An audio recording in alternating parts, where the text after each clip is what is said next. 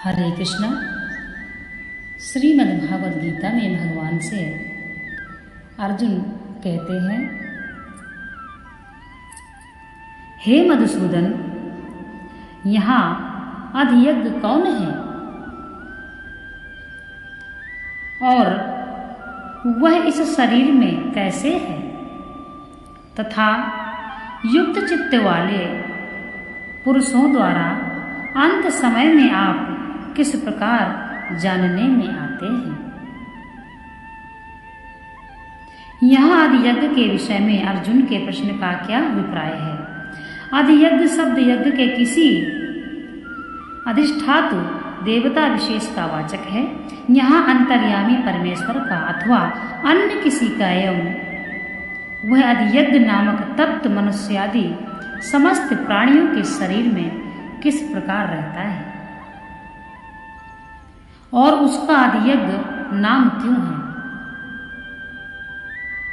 इन्हीं सब बातों को जानने के लिए अर्जुन का यह प्रश्न का क्या अभिप्राय है तथा अंतकाल में आप कैसे जानने में आते हैं। अंतकाल में भगवान ने 7वें अध्याय के 30वें श्लोक में युक्त चेतसः पद का प्रयोग करके जिन पुरुषों को लक्ष्य किया था, उन्हीं के लिए अर्जुन यहाँ नीतामभि पद का प्रयोग करके पूछ रहे हैं कि युक्त चेतसः पद से जिन पुरुषों के लिए आप कह रहे हैं, वे पुरुष अंतकाल में अपने चित्त को किस प्रकार आप में लगाकर आपको जानते हैं, अर्थात वे प्राणायाम, जप, चिंतन, ध्यान या समाधि आदि किस साधना से आपका यथार्थ ज्ञान प्राप्त करते हैं। इसी बात को जानने के लिए अर्जुन ने यह प्रश्न किया। अर्जुन के 7 प्रश्नों में से भगवान अब पहले ब्रह्म, अध्यात्म और कर्म विषयक 3 प्रश्नों का उत्तर अगले श्लोक में क्रमशः संक्षेप से देते हैं। श्री भगवान ने कहा, परम अक्षर ब्रह्मा है। अपना स्वरूप अर्थात जीवात्मा अध्यात्म नाम से कहा जाता है तथा भूतों के भाव को उत्पन्न करने वाला जो त्याग है, वह कर्म नाम से जाना जाता है। परम अक्षर ब्रह्मा है, इस कथन का क्या अभिप्राय है। अक्षर के साथ परम विशेषण देकर भगवान यह बतलाते हैं कि 7वें अध्याय के 29वें श्लोक में प्रयुक्त ब्रह्मा शब्द निर्गुण निराकार सच्चिदानंद घन परमात्मा का वाचक है। वेद ब्रह्मा और प्रकृति आदि का नहीं, जो सबसे श्रेष्ठ और सूक्ष्म होता है, उसी को परम कहा जाता है। ब्रह्मा और अक्षर से के नाम से जिन सब तत्वों का निर्देश किया जाता है, उन सब में सबकी अपेक्षा श्रेष्ठ और पर एकमात्र सच्चिदानंद घन परम ब्रह्म परमात्मा ही है। अतएव परम अक्षर से यहाँ उसी पर ब्रह्म परमात्मा का लक्ष्य है। यह परम ब्रह्मा परमात्मा और भगवान वस्तुतः एक ही तत्व है। स्वभाव स्वभाव, इस व्युत्पत्ति के अनुसार अपने ही भाव का नाम स्वभाव है। जीव रूपा भगवान की चेतन परा प्रकृति रूप आत्म तत्व ही जब आत्म शब्द वाच्य शरीर इंद्रिय मन बुद्धि आदि रूप अपरा प्रकृति का अधिष्ठाता हो जाता है, तब उसे अध्यात्म कहते हैं। अतएव 7वें अध्याय के 29वें श्लोक में भगवान ने कृष्ण विशेषण के साथ जो अध्यात्म शब्द का प्रयोग किया है, इसका अर्थ चेतन जीव समुदाय समझना चाहिए। भगवान की आशंका, भगवान की अंश रूपा चेतन परा प्रकृति वस्तुतः भगवान से अभिन्न होने के कारण वह अध्यात्म नामक संपूर्ण जीव समुदाय भी यथार्थ में भगवान से अभिन्न और उनका स्वरूप ही है। भूतों के भाव को उत्पन्न करने वाला विसर्ग त्याग ही कर्म के नाम से कहा गया है। इसका क्या तात्पर्य है? भूत शब्द चराचर प्राणियों का वाचक है। इन भूतों के भाव का उद्भव और अभुत्य जिस त्याग से होता है, जो सृष्टि स्थिति का आधार है, उस त्याग का नाम ही कर्म है।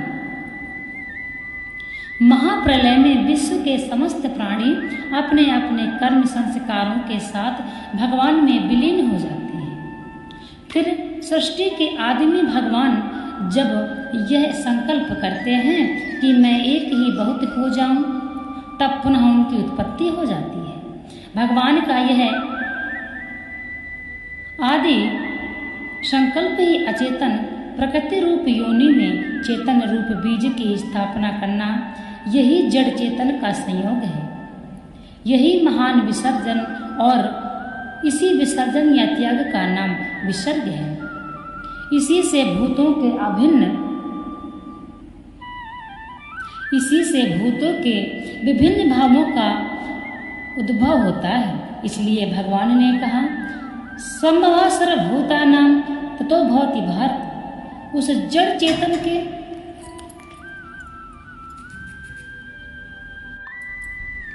यही भूतों के भाव का उद्भव है। अतएव यहाँ यह समझना चाहिए कि भगवान के जिस आदि संकल्प से समस्त भूतों का उद्भव और अभुद्य होता है, उसका नाम विसर्ग है। और भगवान के इस विसर्ग रूप महान कर्म से ही जड़ आकरी प्रकृति स्पंदित होकर क्रियाशीला होती है।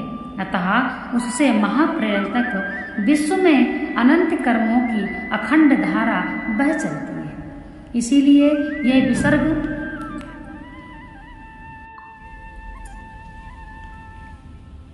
सातवें अध्याय के 29वें श्लोक में भगवान ने इसी को अखिल कर्म कहा है। भगवान का यह भूतों के भाव का उद्भव करने वाला महान विसर्जन ही एक महान समष्टि यज्ञ है। इसी महान यज्ञ से विविध लौकिक यज्ञों की उद्भावना हुई है और उन यज्ञों में जो हावि आदि का विसर्ग उत्सर्ग किया जाता है, उसका नाम भी विसर्ग ही रखा गया है।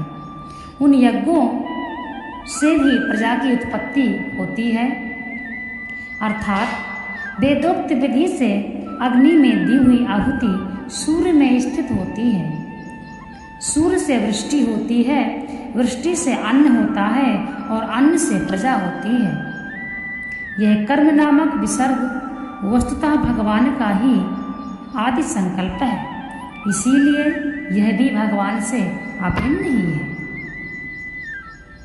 अब भगवान अधिभूत, अधिदैव और अधियज्ञ विषयक प्रश्नों का उत्तर क्रमशः देते हैं।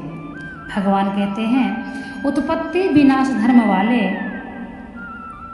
सब पदार्थ अधिभूत हैं, हिरण्यमय पुरुष अधिदैव है और हे देहधारियों में श्रेष्ठ अर्जुन, इस शरीर में मैं वासुदेव ही अंतर्यामी रूप से अधियज्ञ हूँ। अपरा प्रकृति और उसके परिणाम से उत्पन्न जो विनाशशील तत्व है, जिसका प्रतिक्षण क्षय होता है, उसका नाम क्षरभाव है। क्षर पुरुष के नाम से कहा गया है। यह क्षरभाव शरीर, इंद्रिय, मन, बुद्धि, अहंकार, भूत तथा विषयों के रूप में प्रत्यक्ष हो रहा है और जीवों के आश्रित है तथा जीव रूपा चेतन परा प्रकृति ने इसे धारण कर रखा है। इसका नाम अधिभूत है। 7वें अध्याय में भगवान अपरा प्रकृति को भी अपनी ही प्रकृति बतला चुके हैं। इसीलिए यह क्षरभाव ही भगवान का ही है, अतएव यह भी उनसे अभिन्न है। भगवान ने स्वयं ही यह कहा है, चिंतन करना उसे स्मरण करना है। अंतकाल किस समय का वाचक है?